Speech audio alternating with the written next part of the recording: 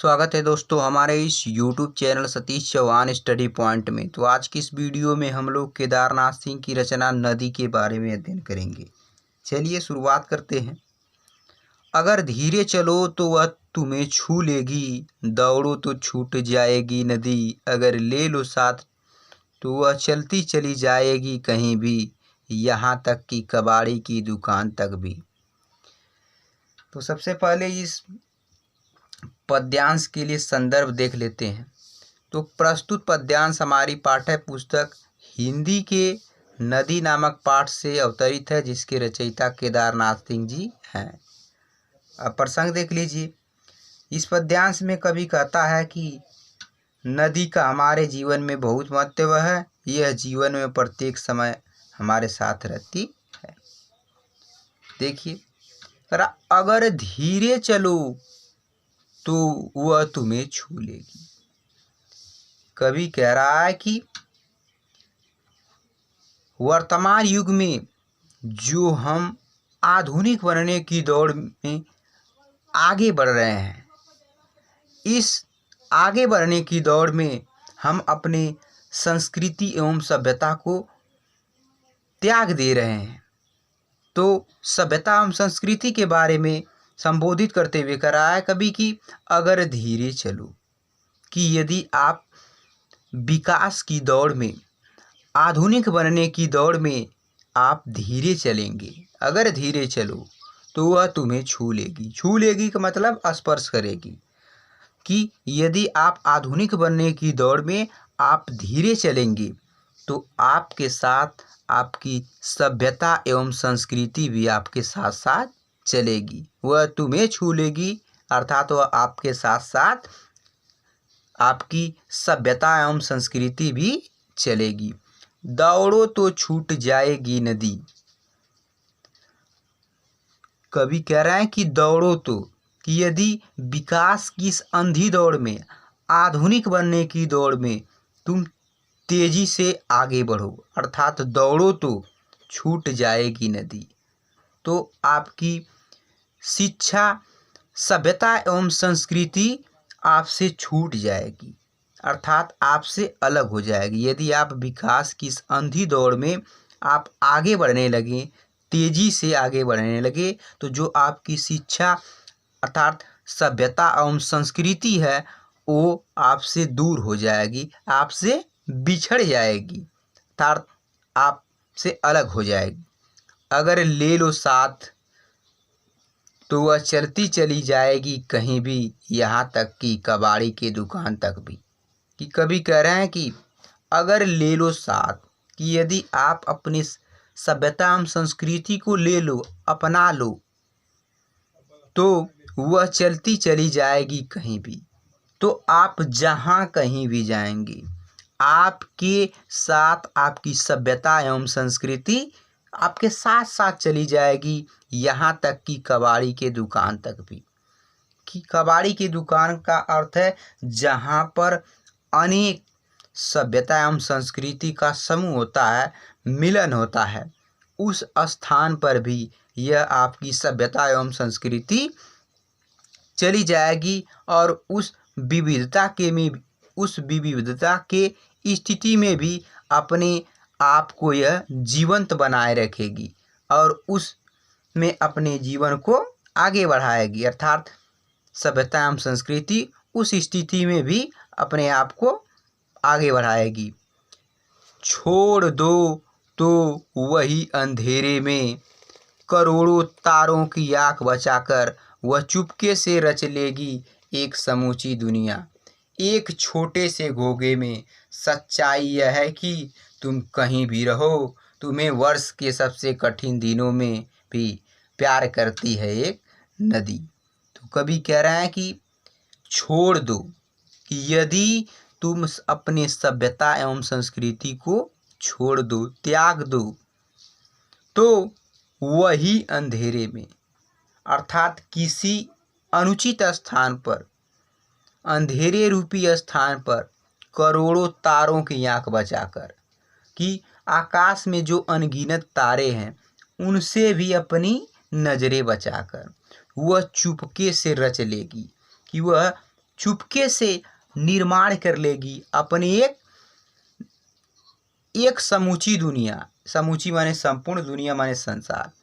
कि यदि आप अपने सभ्यता एवं संस्कृति को छोड़ देंगे तो वह किसी अनुचित स्थान में भी करोड़ों तारों के समूह के नीचे उनसे नजरें बचाकर एक अपनी संपूर्ण दुनिया का निर्माण कर लेगी एक छोटे से घोंघे में।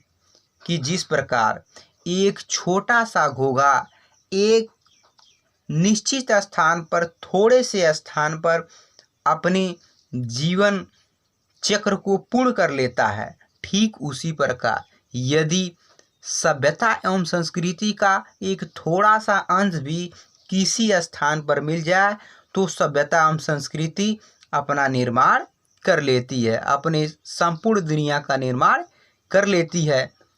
सच्चाई यह है कि तुम कहीं भी रहो, तुम्हें वर्ष के सबसे कठिन दिनों में भी प्यार करती है एक नदी। आगे कवि कह रहे हैं कि सच्चाई यह है कि तुम कहीं भी रहो, कि सत्यता यह है कि तुम किसी भी स्थान पर रहो, तुम्हें वर्ष के सबसे कठिन दिनों की, सबसे कठिन दिनों का मतलब होता है कि इस पृथ्वी पर बाह्य आक्रमण, जैसे भूकंप का आना, सूखा पड़ना, ये बाहरी आक्रमण, दैवी आक्रमण कह सकते हैं। कि कभी कह रहा है कि सच्चाई यह है कि यदि तुम कहीं चले जाओ तो जो तुम्हारे वर्ष के सबसे बुरे दिन है अर्थात बाहरी आक्रमण है, उन स्थिति में भी प्यार करती है एक नदी। ये आपकी सभ्यता एवं संस्कृति आपसे स्नेह करती है, प्रेम करती है। नदी जो इस समय नहीं है इस घर में, पर होगी जरूर कहीं न कहीं किसी चटाई या फूलदान के नीचे चुपचाप बहती हुई, कभी सुनना जब सारा शहर सो जाए। कि कभी कह रहे हैं कि नदी जो इस समय नहीं है इस घर में, इस घर में कहने का मतलब है कि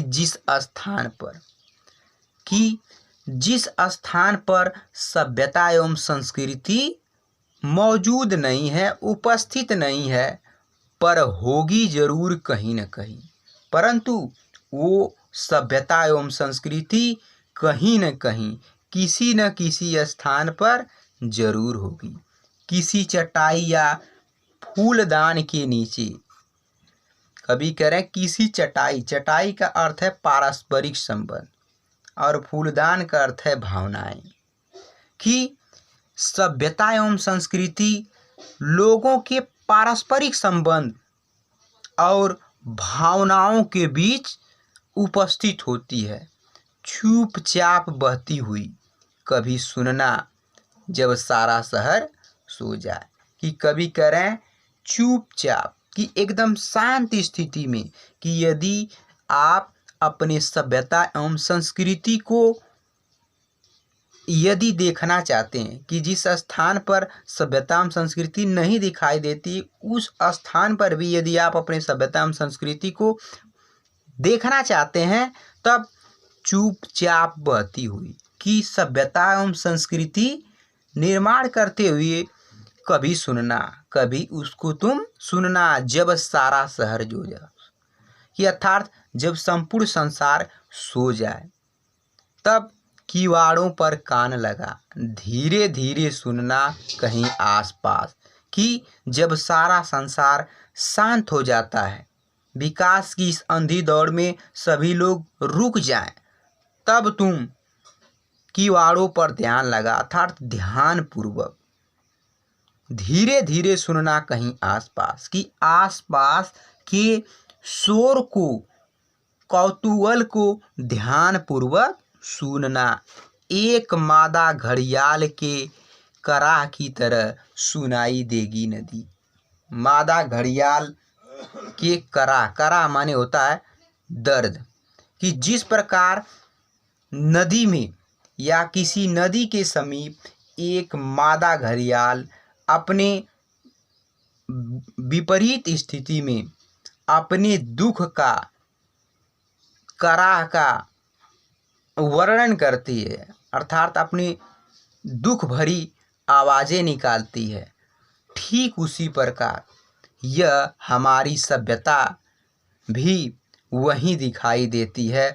उसके बारे में हम वहीं जानते हैं कि जिस प्रकार यह मादा घड़ियाल अपने दर्द से करा रही है, उसी प्रकार यदि हम अपने सभ्यता एवं संस्कृति को भी छोड़ दें तो वो भी अपने उसका भी संसार धीरे धीरे नष्ट होने लगता है। इसलिए हमें अपने सभ्यता एवं संस्कृति को बनाए रखने के लिए उसके साथ साथ चलना चाहिए। तो दोस्तों, ये रहा केदारनाथ सिंह की रचना नदी। यदि वीडियो पसंद आए तो इसे लाइक, शेयर और कमेंट करिए तथा चैनल पर नए हैं तो प्लीज़ चैनल को सब्सक्राइब कर लीजिए और बेल आइकन को प्रेस कर दीजिए ताकि आने वाले वीडियो की नोटिफिकेशन मिलती रहे।